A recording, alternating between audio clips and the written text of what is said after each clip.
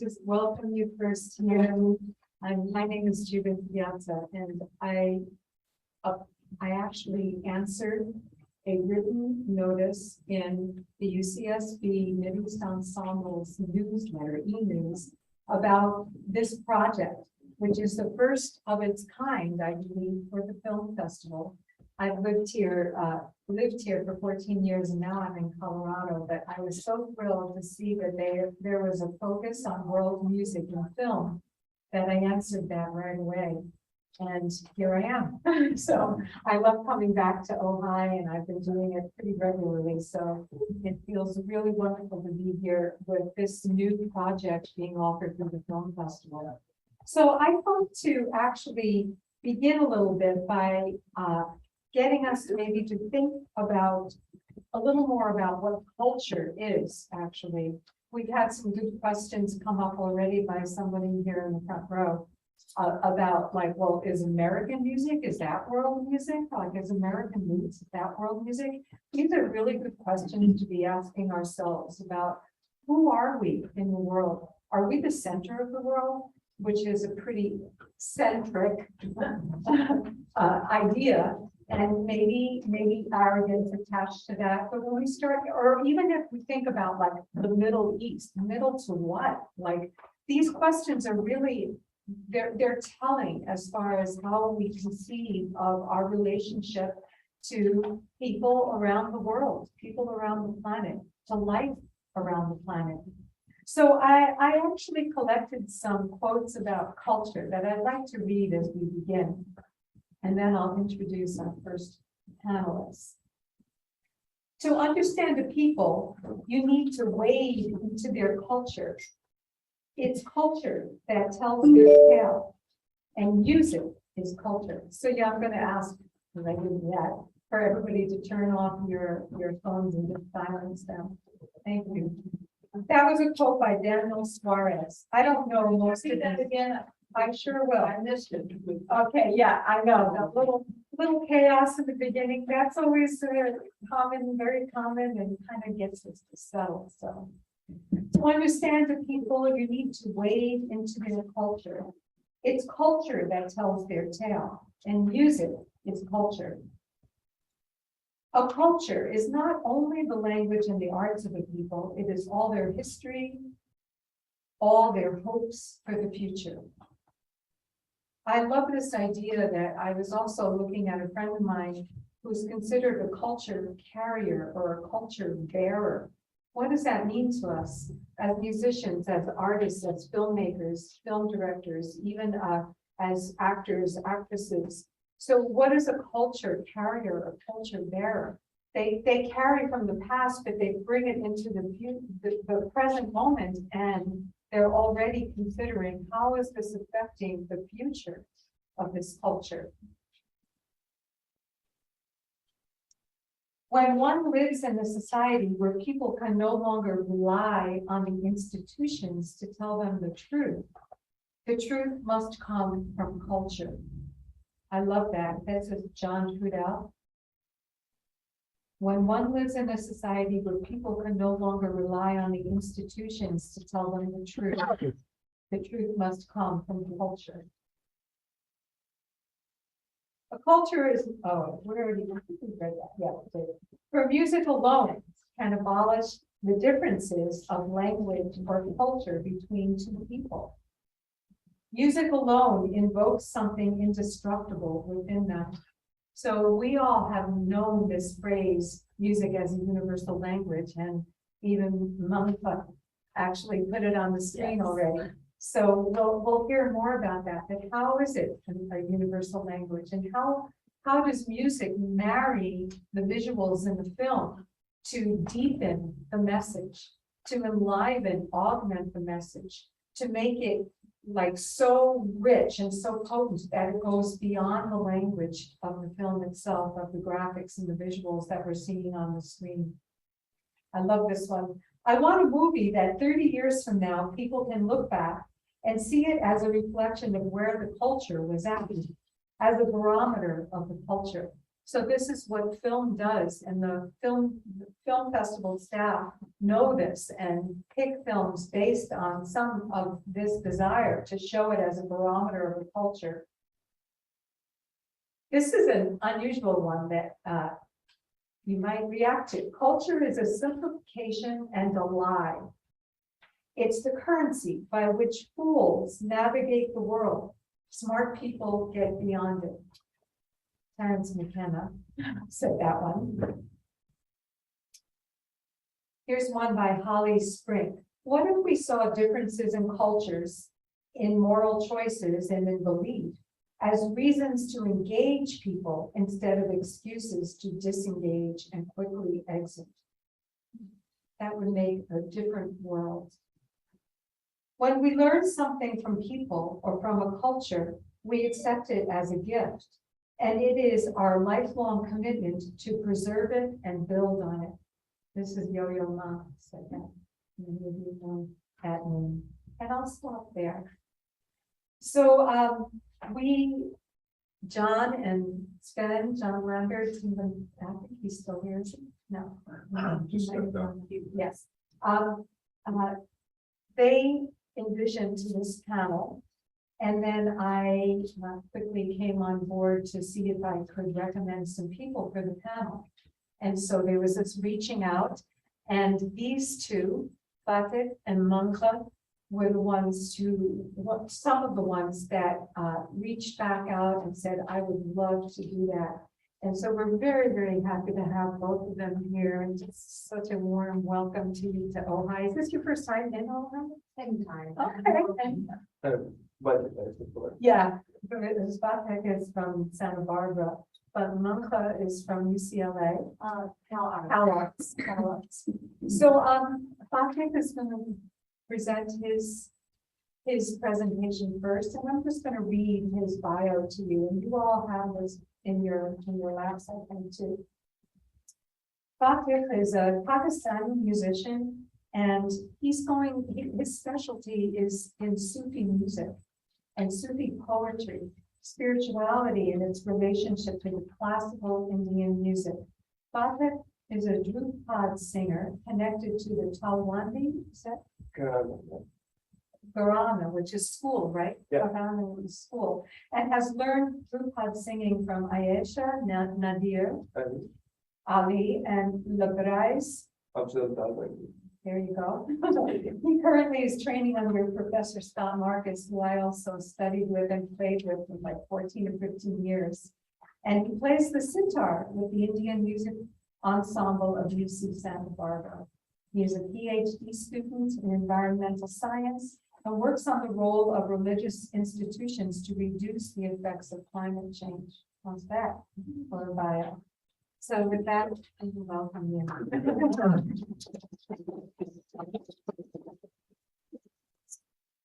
Thank you so much for having me.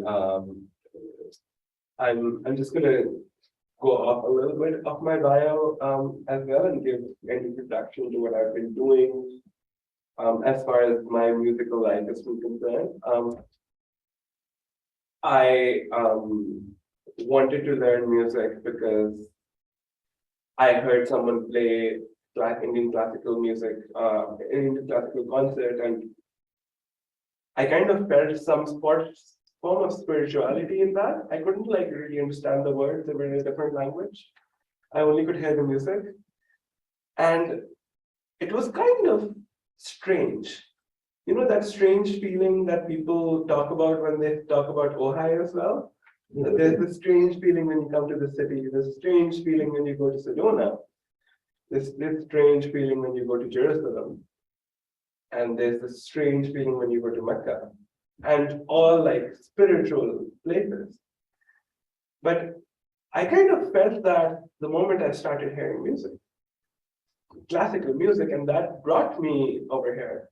And I think like during my talk, I just wanted to illustrate that the tradition of music that I come from, which is both Islamic, Muslim, and Indians together, which forms Sufi classical music,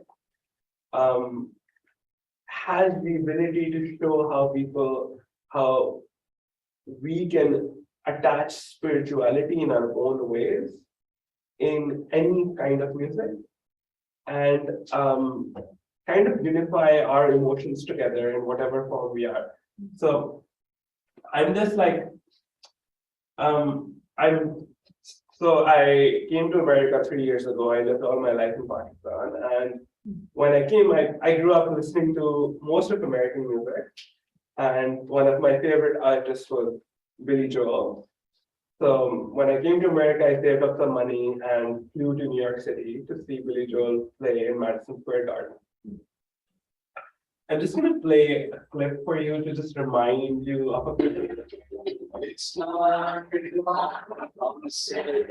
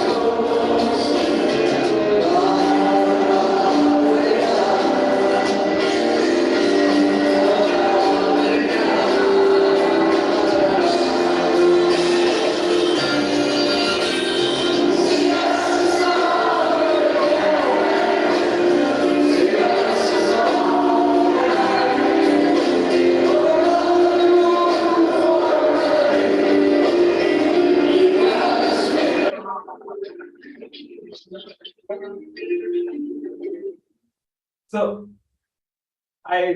Billy has this thing when he does a concert, he always plays Piano Man at the end. So I listened to this and I was like, this was the same kind of spirituality that I felt years ago when I started learning music. And I looked around myself and I was confused because I thought, am I the only one feeling this? Am I the only one feeling that this man is kind of uniting everyone's emotions, talking to like a waitress, talking to a Navy soldier, talking to all of these people, and they're all coming together and kind of forming this prayer where they're saying, sing us a song, you're the piano man, sing us a song tonight. And just then gathering around this piano man. And I saw that concert as this joint, like, spiritual prayer to whatever we believe in or we don't believe in anything at all as well. And I was like, is this because of the tradition that I'm coming from? Do I see Billy Joel as the way I do? Or is there something wrong? So I talked to a lot of people around me, and it turns out that I was the only one. So, so I kind of thought about this as a nice moment to start to talk about how most of talk about a bit of the history of Indian classical music and how that helps us understand the rest of Western music. While most of the West knows Indian classical music as Ravi Shankar showing up in Monterey, California, with the Beatles and playing a beautiful piece on the sitar. That's just a small snippet of where it comes from. And Ravi Shankar's tradition goes all the way back to the 15th century, to this person called Swami Haridas. So before the 15th century, Hindus in South Asia never really played music. There were bits of pieces of music coming along the Silk Road from China, from Europe, but we never really believed that humans had the capacity to understand music. What most priests used to do was that they used to close down temples and sit in temples for days and sing in front of the gods.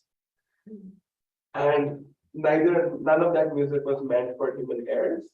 And there was this man called Tam Singh, his teacher was Swami Haridas, he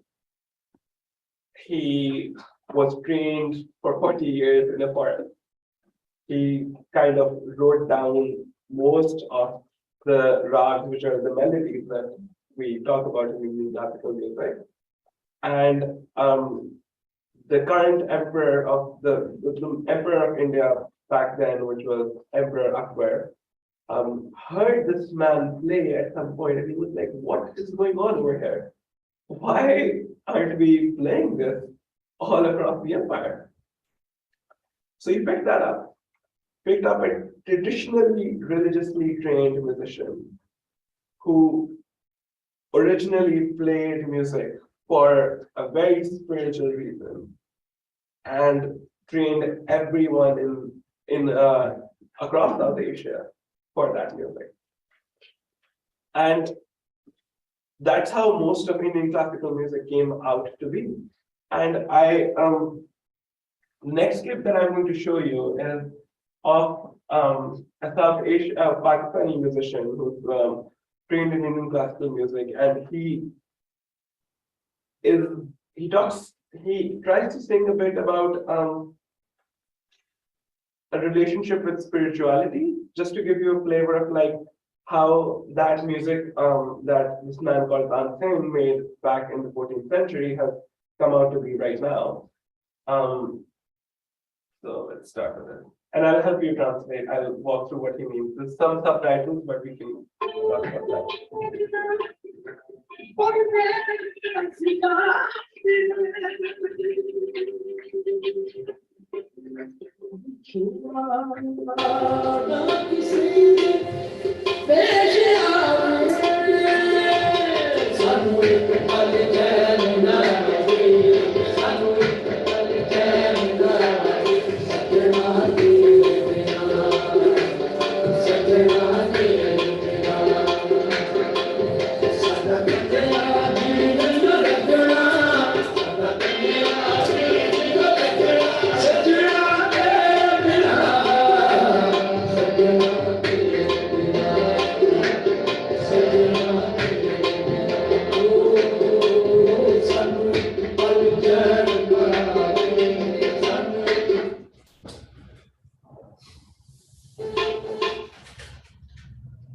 So, sorry.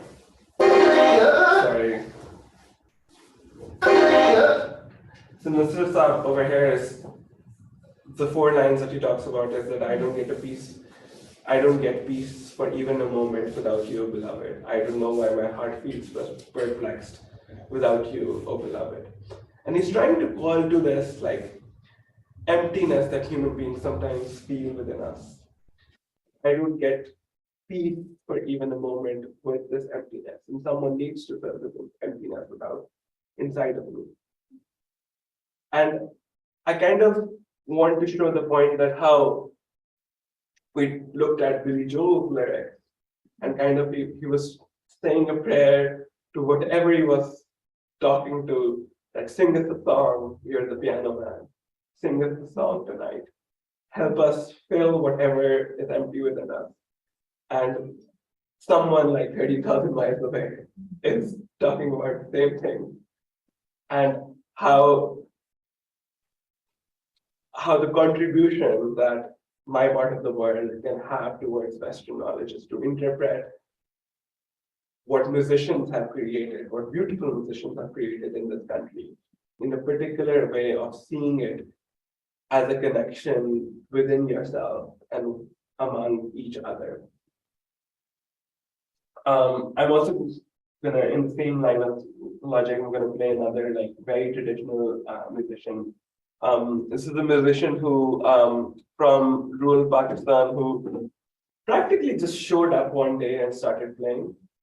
No one really knows how he learned what very sophisticated instruments that people spend all their lives on. But let's see. Nobody asked. Sorry? Nobody asked him. People did ask him, like, and he was like a gypsy walking around villages and playing in villages. And he was like, yeah, I heard this and I felt like playing and I felt like singing and it just came to me. And it's just, he played for like maybe 6, 7 years, but he turned out to be one of the most famous musicians across the subcontinent.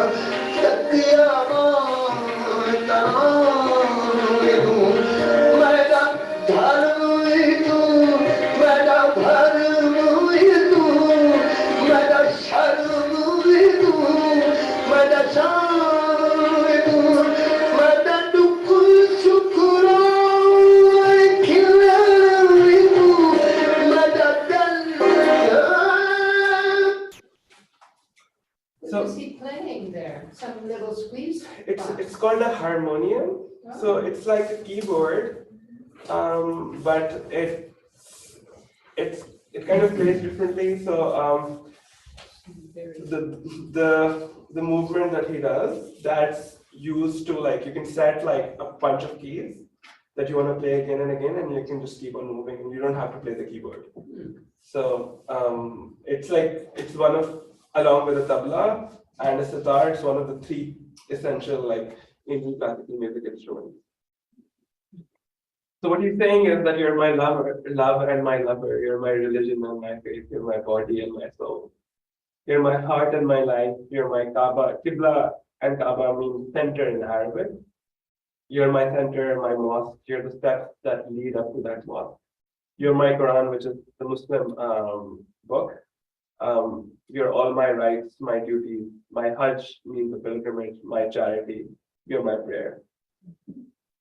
Along the same lines, again, like someone like Billy Joel, who's all like calling to some lover, someone who's just going to unite all of them. The same feeling that we get when we go to a spiritual place. And I just taking to revise, like, where does all of this come from? Like, a lot of the music that I was trained in comes from a very religiously centric source. All of our great musicians are priests, and even like from what I understand, like even from Western tradition, King David was one of the greatest musicians that we know from all time. And a lot of Sufi music reference themselves to things played by King David. So again, appealing on the spirituality that the potential of spirituality that Western music has for us. Judith, how much time is that? Few minutes, and maybe ask for questions, but you can do one few moments. And again, like, just to give you a summary of like most Indian classical music, very traditional classical music. I'm going to play for you like a clip from people who taught me, and they're direct descendants from the 14th and 15th century musicians out there. They're playing in Sanskrit. When you're playing in Sanskrit, And one of these rags that they're going to play, it is said that this rag was so powerful when Tansen played it that the emperors requested him to play when there was a drought, and rains used to come following this rag. Freedom here. Maybe. Yeah.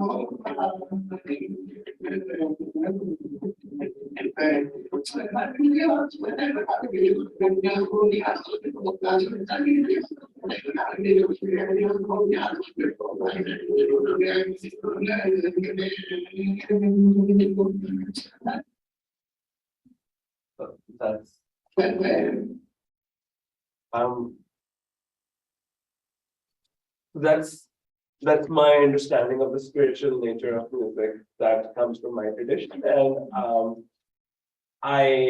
my understanding of most Western music has been very spiritual. Whether I think some like very recent kinds of music, Katy Perry is kind of hard to like interpret as spiritual, but like I grew up with country music, listening to American country music, listening to Johnny Cash, listening to Willie Nelson, listening to Billy Joel, and I kind of always thought of those as like spiritual calls to unite all of us together. And when I interacted with the other people who in America, it was kind of different. So I saw the importance of Indian classical music for this country, and that's what I wanted to talk about. Thank you so much. We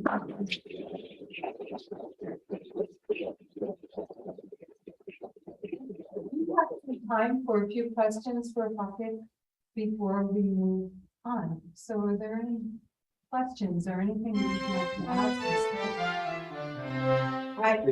Okay, so I was at the Monterey Pop Festival in 1967. Oh.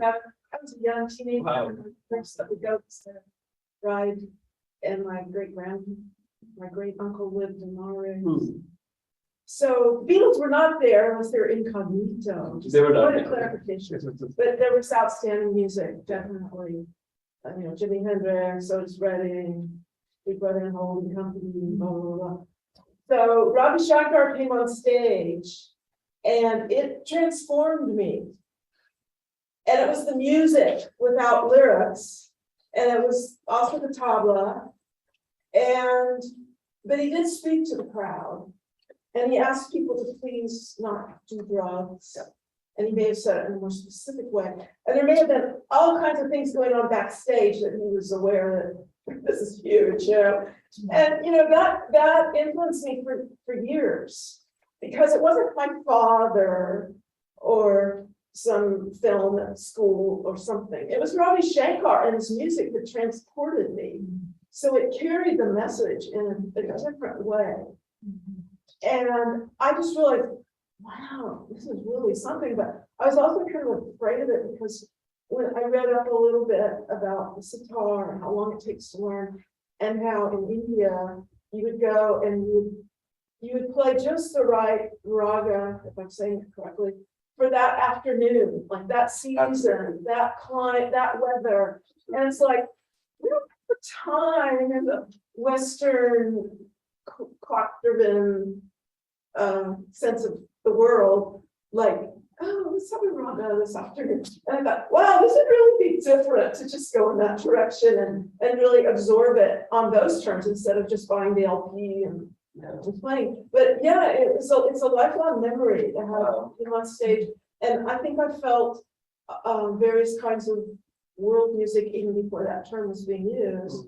because I grew up in an airline family. My parents had lived in Brazil prior to having kids, or actually the first was born when I was conceived there. So they even had LPs. It was like the carnival music of people coming in from the interior that aren't normally in the city, and just really wild music. They had the LPs, things like that, that changed after the jet age took effect, of course. And but there's those kind of influences that are like, yeah, it's way beyond whatever mass media is throwing at you. I mean, And first of all, thank you for sharing that memory, and like, I think you're very privileged. I never had the privilege to meet Ravi Shankar in person. yeah. Just to like tell you a bit more, like Ravi Shankar's full name is Pandit Ravi Shankar. Pandit means priest. He was an ordained priest. The practice that you told me about, that not to do any drugs in the crowd, that's a very classical practice across Indian classical music. I've sat in many concerts that when classical musicians walk in, they say we will not play if there's anyone smoking or drinking anything in the crowd. It's an insult to our music that you need something else to enjoy this. You can enjoy this solely on its own. And that's just an incredible memory. Thank you so much for sharing that. Maybe there's one more short question before we move. Yes. Yes, please. The lyrics that you put up for the first two clips, were, they can be construed as speaking to a higher power, or they could be to a romantic. Absolutely. So is it intended to be both, or all of the above? Sufi Muslims believe that the logic is that since human beings were created in the image of God, one of the many ways to love God is to love human beings. So if you fell in love with another person, your best chance at loving your God is through that person. So yes, it's meant to be both for a romantic lover and a divine God. Yeah. Thank you. That was a wonderful question. Yeah. That is a great question and memory. So we're going to move to Monica, who's sitting next to me, and I'm going to read her bio for you. Singer, composer, performing artist, and voice teacher based in LA, California, who specializes, I love this part, specializes in rock, metal, pop, musical theater, opera, and experimental social vocal arts. With intense performances, she is active as a solo singer in both China and here in the United States, and has a rich experience in working with bands on recitals, tours, ceremonies, and music festivals. As a multidisciplinary vocal artist, Monica has explored diverse works of vocal performances coupled with film, photography, and visual arts. She is currently an MFA student and teaching assistant in the California Institute of Arts. So we're so delighted to have you here, Monica. So, yeah, shall I start? Yes, Okay. please. Great. So, hi everyone. My name is Monica. I come from China. Pretty obvious since I'm doing the Chinese traditional music presentation, and I'm so glad to be invited to like participate in this panel, and so happy to share my culture to everyone here, because I know like Asian culture is like far away from Western world. So I'm really glad. And the first of my presentation should be a part of music. Let's listen to some music together.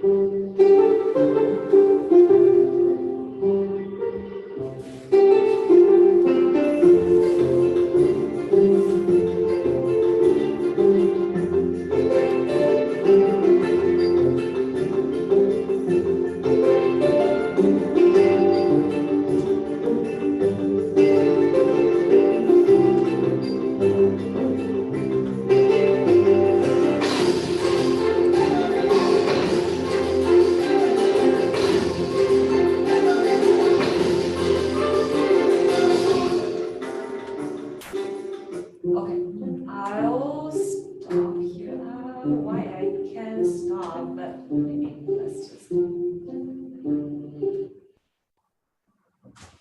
Okay. I'm pretty bad at tech, by the way. So before I show like where the music comes from, is it anyone knows where the music comes from? Is pretty like I guess everyone will love him. Homo Panda! Yeah, I guess like if you like don't know about like other Chinese music, but you will like at least love this cute panda. So that song is called Kung Fu Pa. It is his theme song in the movie, and the song is like and also the film music is from Hans Zimmer, which is kind of the one of the king of film music, and he's pretty good at like I think cultural things because of course he's not Chinese, but he used a lot of Chinese instruments and Chinese music scales in this movie, which I feel so amazed. And the thing that I firstly want to talk about is pentatonic scales. So pentatonic scale is a music scale with 5 notes in each octave, and it's a pentatonic scale, which means there's no half step. There's only like whole step, whole step, whole step in the whole scale. And so it's like in general in Western music where we have like do, re, mi, fa, sol, la, ti, do. But in pentatonic scale, it's like do, re, mi, sol, la. So there's only like whole step, which makes the music is more like whole together. And there's also some, yeah, like the pentatonic scale is actually comes from the circle of fifth. If you like know about like much about like the fundamental of music theory, is kind of like a fundamental of Western world music as well, but it's actually connected together. There's C, G, D, A, E, and then it stopped because like next step is it's gonna be it's gonna goes to like the half step notes with each other. So there's 5 notes, like could make main scales in pentatonic scale, which is major, suspended, blue minor, blue major, and minor. So in Chinese traditional music, we actually have some like half step notes affairs, but they couldn't be a like main scale to made. So there's each of them like major scale and suspended scale. They have like a Chinese name which is pretty like poetry feeling, but it's hard to translate, so I would just use the easier name. It's kind of related to like Doria and like some Western world music, like Asian music as well. So it's kind of interesting for me because it's like thousands of years ago, like ancient people are already connected their culture together, even they don't even know each other. Yeah, so talking about like cultural thing, I think like Chinese traditional music is like widely used in many contemporary genres right now as well. It's not like only about like pentatonic skills, but there's also many like folk music elements and instruments like being used in contemporary music and world music. So it's like you guys the topic, the main thing, music is universal language. For me, I was pretty amazed by this topic because like when I was in China, like you guys probably know like Peking opera, that's pretty famous thing, but actually in China there's way more like folk opera happens in China, but nobody knows it, like word only. And also it's like most of the folk music is from their own region. So I probably won't, like, for me, taking opera is pretty like far away from my life. But when people see me like, oh, you're Chinese, you probably know taking opera. I was like, yes, I know a little bit about it. And then when I hear it, of course, I'm closer to it than like Americans, but it's actually not part of my life. But listen through it, I can feel the cultural thing, even like they're saying something not related to my life and my own like region. So I was pretty amazed by it. So I don't want all the cultural thing and the like folk music thing like lost in my generation. Because nowadays, like younger people are like, oh, folk music, they're too old, you know, they're like my grandpa listening to it. I don't care about it. But that's where our culture comes from. And that's like the foundation of our culture and traditions. So I try to put folk music and traditional elements into my music recently to make like contemporary music, like rock, like folk rock, folk metal, things like this. So yeah, it probably will be like folk metal. So well, there's some clips, like this is a very famous band in China. It's a like Chinese Mongolian band, and they play like folk metal. And they sing in Mongolian and in Mandarin, and they were like, you can look at them, they're dressed up pretty cultural, like traditional cultural thing, but look at their face, it's like, you know, metal face, you know, no smile, pretty obvious. And that one is me, like it's a little bit blurry, but I'm gonna show a little bit part of my own work.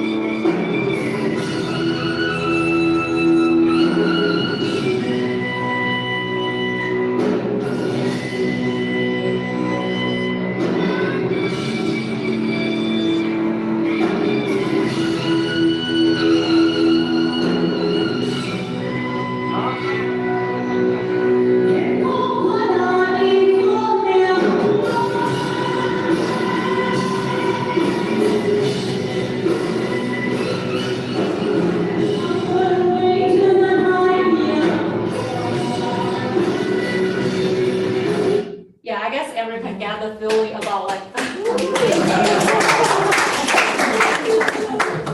I appreciate, yeah, like how folk metal can combine together. And to be honest, this folk music is about like northwestern part of China's folk music. And that province is the place that I've never been to, actually. But through the music, like, forget about the metal part, but like through the folk music itself, I can hear the cultural and the history from that music. I was so amazed by it. And this is actually kind of like a rearrangement. It's not a original or something. So I put it into the metal music with my band, and we perform it in many music festivals and many places in China. So I think like, especially after I came to the US, I feel like more precious about like my cultural traditional music because that's part of my background and it's also I kind of feel a sense of responsibility to spirit this ancient magnificent music to the world because even like some part like this, I don't know this region and I haven't even been there, but I think music can tells everything. So that's why I combine them together and okay, great. Yeah, a little bit. Yes, great.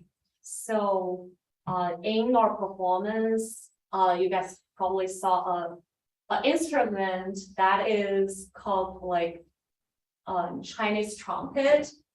Actually, originally people only play it when people die, like in the funeral.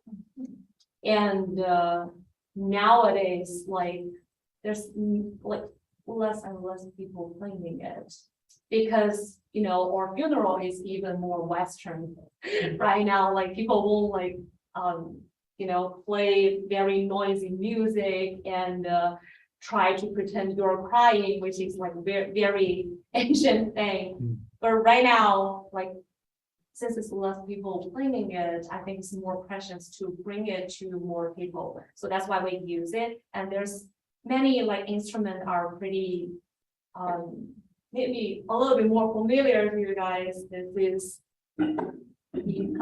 yeah, it's kind of like a Chinese guitar, but quite different. And that one is like Chinese flute. We call it 笛子. This one is 二胡. You guys probably sing it before. It's pretty widely used right now. And I can play a little bit about another instrument. It's called cucurbit flute. So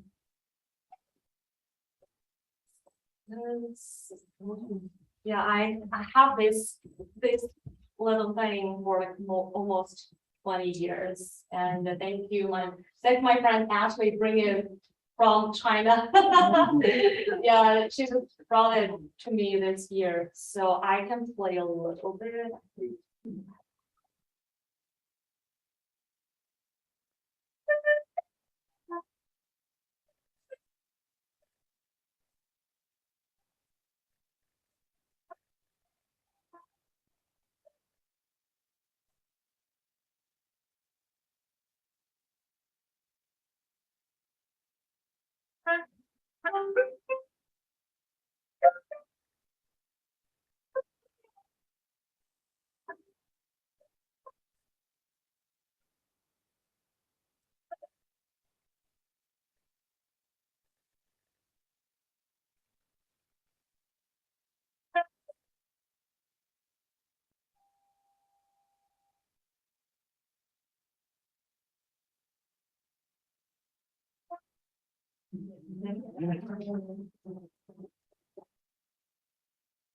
Yeah, it's like very unique and like special sound. I play it is because my mom loves this song.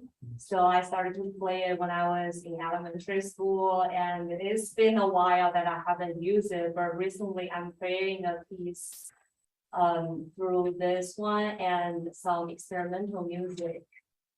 And I'm probably gonna play it in my graduate recital. So we'll see what's gonna happen on that. And also there's many like film music, they're using like many traditional, like Chinese traditional elements and instruments, like something that we are pretty familiar with, like Shaolin and Mulan, and the most recent one, Shang-Chi, that there's many like film music in that one, that these movies, like they're using the Chinese instrument. And once the sound started, like even sometimes probably even me, I don't know what instrument it is, but once I heard that sound, I will be like, oh, okay, they're using some like very traditional things to try to give us that mood, that vibe to like draw you guys to like Asian culture or something. Yeah, so that's it. Thank you for watching. So maybe a couple of questions for Malcolm. Okay. So, but you performed on the video, obviously had a Western influence as well, like a rock or metal. Or anything. So, and you play it in China. Yep. Do you feel any pressure from the authorities that they're contributing to the westernization that they might not approve of? I feel actually more pressure about like playing folk music on a metal or like rock festival or performance because it's more like familiar for them about like playing rock, metal, pop music, because most of the audience are younger generation. Trying to get away from Yeah, kind of. They will feel like, oh, pop music is like old people doing it. So it's more like pressure about like putting that elements into the Western music. But for that video that I just played is one of the like or band concert. Like we put like our topic is like growing from water. Living from water, growing from the ground, because we want to go back and bring all the traditional things into our concert. So from our like posters and all the advertisements, we already telling people, see, this is our band thing and traditional music like combination. So people still came. I'm glad, and yeah, I guess. Like, even if we just like give them a little bit information about like go back and see or traditional cultural thing, that I'll be really, really appreciated about it. His name is Jesse Marks. He is an audio engineer, sound designer, and composer for film and television. Aside from his professional work, Jesse travels to different ends of the world whenever he can to collect authentic sound recordings for his website gallery, The Touch of Sound. For this film festival, Jesse is going to present and really include some of his live drumming, but he's really going to share some of his tour of the world through sound. So it's a little different perspective, and we're really happy to have him with us. And Jesse and Craig and Bill and Sven, thank you so much for all the tech support and for helping us to get Jesse in here in the room. So here we go. Thank you so much, everybody. Thanks for bearing with the technical stuff. I am here in Minneapolis, Minnesota, and I just want to say thanks to Judith and Sven and Craig and the two other presenters. It's been very cool to be a part of this Ojai Film Festival presentation. Yeah, I work in doing post-production, audio, and sound design and music for film and television. It's been kind of my career for almost 2 decades now, and I'm kind of excited just to give you a little sensory taste of what I do a little bit. I'm going to start by just playing a little bit of these conga drums.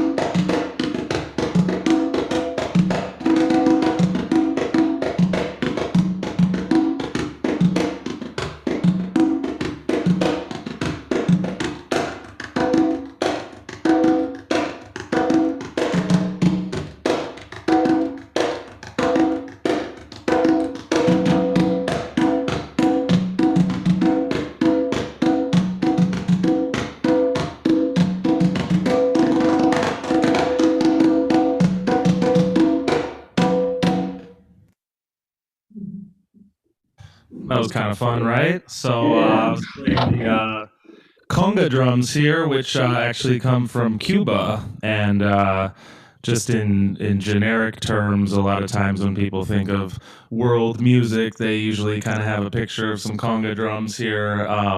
And even rock and roll bands go on tour and they have like a percussionist that has some congas. And sometimes they don't really have their place in rock music, but the reason I played them is I play in an Afro-Caribbean dance band, and we play like Cuban salsa, some New York style salsa, and just thought that'd be kind of a fun, engaging way to talk about salsa music for a couple of seconds. But in the bio, as Judith said, I do a lot of sound and field recording from around the world, and the website's called The Touch of Sound. It's thetouchofsound.com.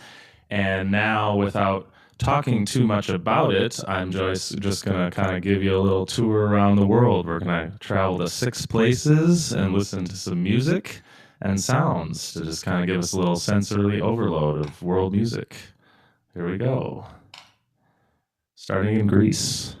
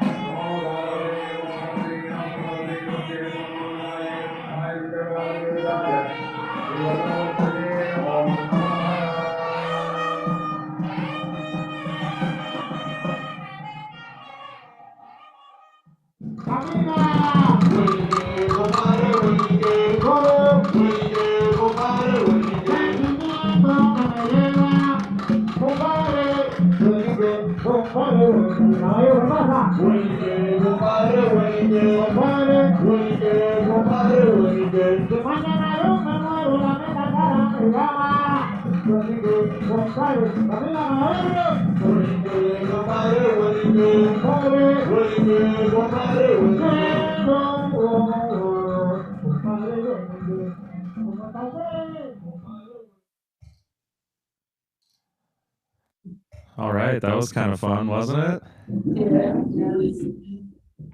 So yeah, I just wanted to just jump around the world a little bit just to show how that sound can really transport you. Like the someone in the audience was remarking to when she saw a concert and how it really transported her that time. Sound can really do that too, where it just gives you a sense of place, whether it's music or sometimes it's birds and nature. And I think it's really important to be accurate when that applies to film too. You know, if you're scoring a film and it's a documentary about perhaps any of the locations in that those last little clips, best case scenario, you would have a lot of, you know, sounds recorded from that location and not having to be grabbing some generic sounds or, you know, kind of going from scratch. It's really nice to kind of have that authentic sound. But just kind of wanted to transport you all and kind of get the mind thinking about exotic world sounds and stuff. And I want to switch gears a little bit and just talk a little bit about scoring music for film a little bit and just a little bit of the technicals of that. I think the main goal when making music for film, whether it's world music or any kind of music, is you're just helping to tell the story. Because most films, whether it's a documentary or a narrative, you're telling some kind of story and you want the audience to feel the emotion of the story at the right times. And that's where music can be a great tool to achieve that. And sound effects can be that too. But I think that's the most important thing, is like, regardless of whether it's the Philharmonic or if it's some guy in his keyboard in the basement, if the sound is accurate, if the emotion is accurate, that's going to matter more than if the texture of the music is accurate, if that makes sense. For as far as approach, and again, these are all kind of my approaches, my opinions, but just for an example of how to kind of use music to tell the emotion of the story, it's just like simple basics. I have my little keyboard here. I'm going to be playing some tones here, but let's say we're just trying to make something sound happy. We'd maybe go something like this. It's dreamy.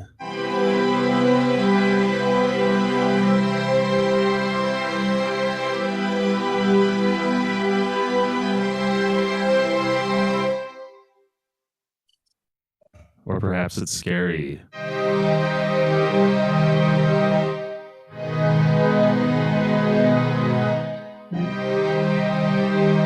a little tension.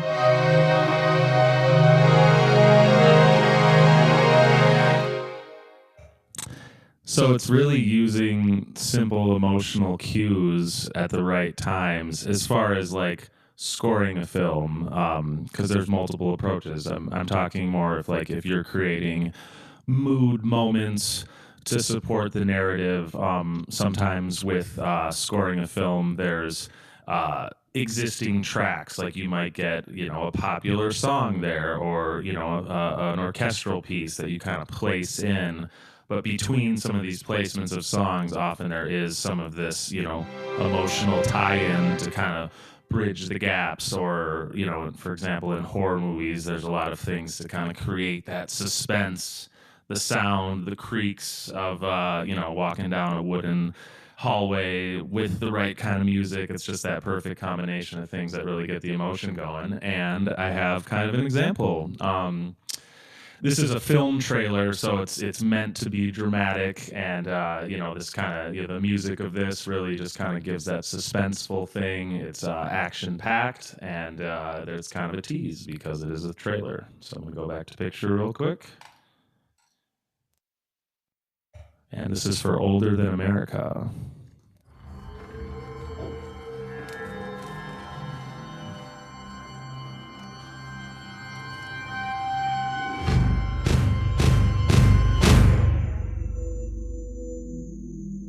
Go to the boarding school.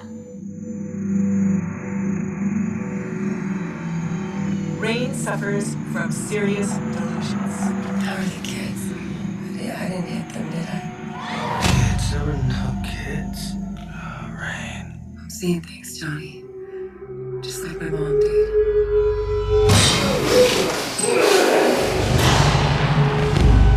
You have been showing through these visions What'd they do to you? the truths of the past. Kill the Indian, save the man. They tried to whitewash us. You know where she is! You tell me where she is!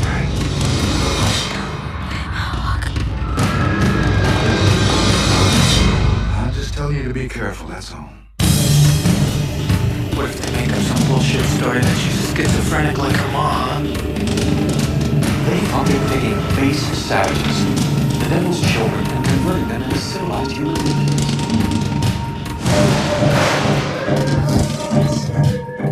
You need to treat all the kids then. I really got that.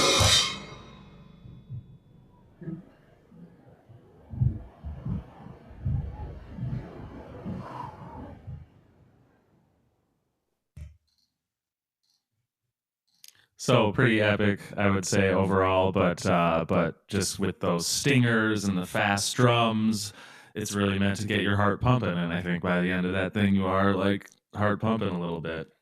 Forgive, I know the audio's through Zoom here, so I know it might not be perfect with the video transfer.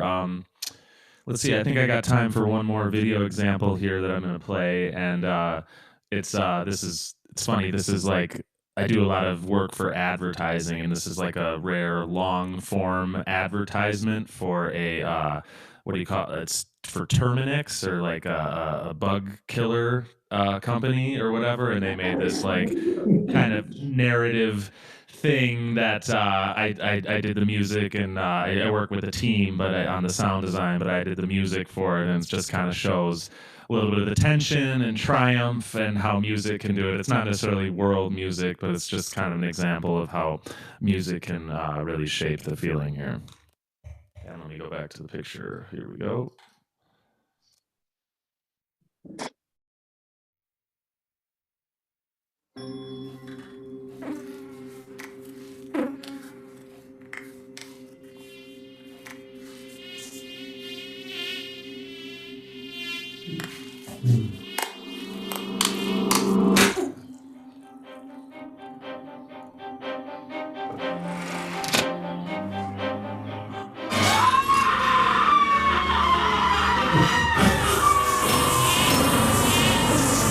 July has been canceled due to vicious clouds of swirling mosquitoes.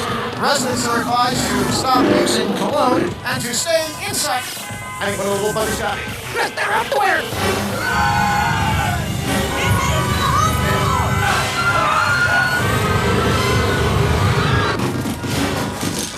Is that what I think it is? No!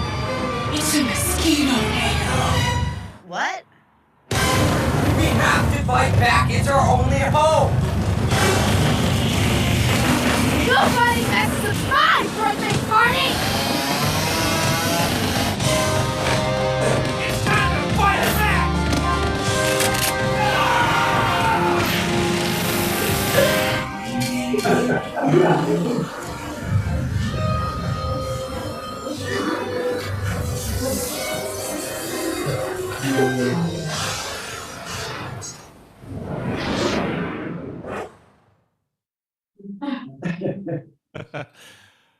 Kind of a lot, and actually there's a little bit more to it than that, and where they do their branding at the end, but just kind of a fun piece, and that just shows music and sound kind of working together to tell the thing. And this was an interesting example because there's like dialogue going, there's people yelling, yet there's music, yet there's the sound of the mosquitoes, the sound of the tornado. When we're mixing it in audio, we got to kind of, you got to kind of figure out what's the priority in that moment. Is it the junk of the music? Is it the crash of the this or that?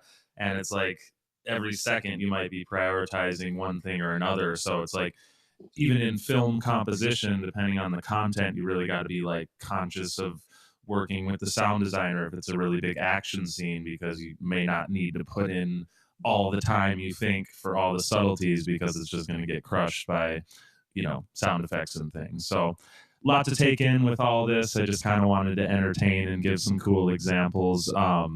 But very much loved what the others were talking about as far as music and kind of the spiritual aspect of music and how it brings people together.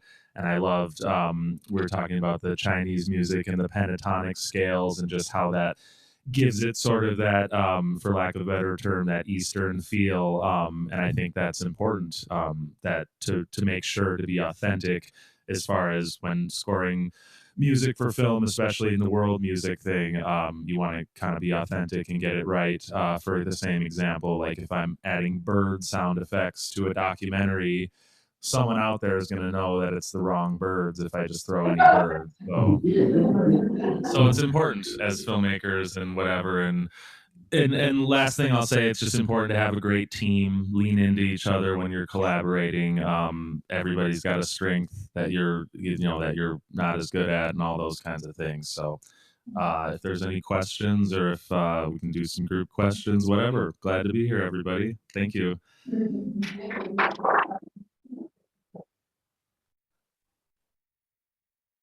What do you want to say to Jesse or ask of him? Anything? Well, I had two takeaways. So I'll just jump in real quick. Jesse, can you hear me? Yep. One is that I'm glad I live in Ojai instead of Terminix land there in Minneapolis. But the only problem I have is that my name kept coming up in the middle of that, as if I was the instigator of all these bugs, which doesn't play into the music aspect, but I really enjoyed it. The music was wonderful. No problem. In the back there. I just wanted to ask Jesse, when he first got inspired to, follow world music and then travel, all these things. Yeah. Absolutely. Yeah, I don't know. We all kind of have our calling at one point in our lives. It sounds like some people get at the Billy Joel concert and things like that. I played, I was lucky enough to have like a mom who got me into piano lessons, and then I started playing guitar and then started playing drums and joined a band in high school and decided to get into like music recording. I wanted to make albums, and then through going to college of that, I took an elective course that was kind of doing sound effects for video, and I was like, oh, I never even thought about like music and sound to video. And then little by little, I ended up starting working in this field of post-production audio. Most of what I do is mix, do sound mixing, but then I do a lot of music personally in my life because it is kind of a sacred thing, music and sound. And then there was a point in my life where I was just like, all right, I'm working full time. I gotta like use these vacation hours that they give me because I'm giving my whole life to this company. And my brother and I started traveling the world, and I brought a field recorder just like this that I have in my hand, kind of something handheld like this, and just began hitting record. And there's a lot of amazing sounds in the world, and it's really kind of inspired other people just to kind of listen a little bit more and pay attention to their own surroundings. I think there's a lot to learn from even just comparing religious sounds from around the world, whether it be the call to prayer, church bells, or Hindu mantras, or Buddhist chanting, or Shinto chanting. It's just like there's this kind of sacred thing, and it's really interesting to hear the sounds all together. Long-winded answer. Thank you. Any others? Jesse? Yes. I just noticed that with the exception of the first example, which was Greece, it seemed like an emphasis on the vocals. I mean, there was also percussion, there was some other instruments, but I just wondered if you had a particular interest there, or there was a theme you were wanting to point out and emphasizing vocals. Great observation. Not in particularly vocals. I just kind of sifted through the site and just tried to find interesting world music, exotic instruments, but which includes voices a lot of the time, certainly too. You can find more on this gallery, from other places. Absolutely. And whether it's through the flyer or through however anybody wants to connect, I'd love to connect or hear from anybody or work with anybody out there too. Well, thank you so much, Jesse, for tuning in, zooming in. I'll be there next time, I promise.